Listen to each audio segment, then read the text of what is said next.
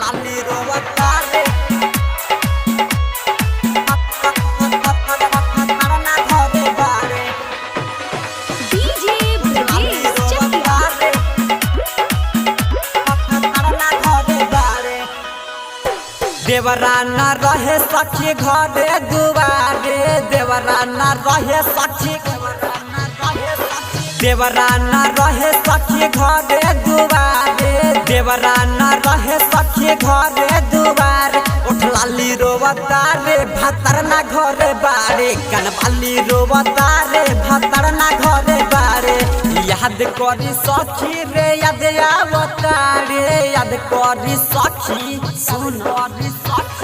याद करी सखी रे याद आवता रे याद करी सखी रे याद आवता रे उठ लाली रोवता रे भातर ना घरे बारे कनवाली रोवता रे भातर ना घरे बारे उठ लाली रोवता रे डीजे ब्रजेश चकिया ना घरे बारे उठ लाली रोवता रे भातर ना घरे बारे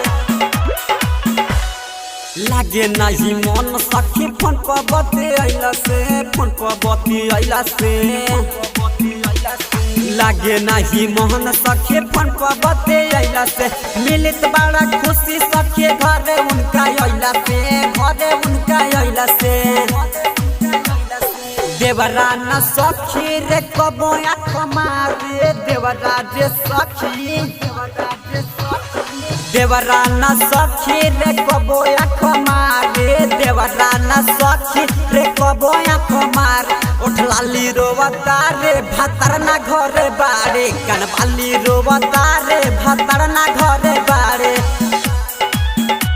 उठ लाली रोवता रे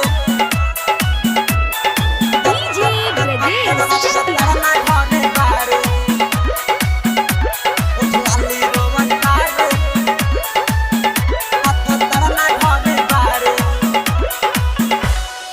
का कही सखी रे राइटर आकाश के राइटर आकाश के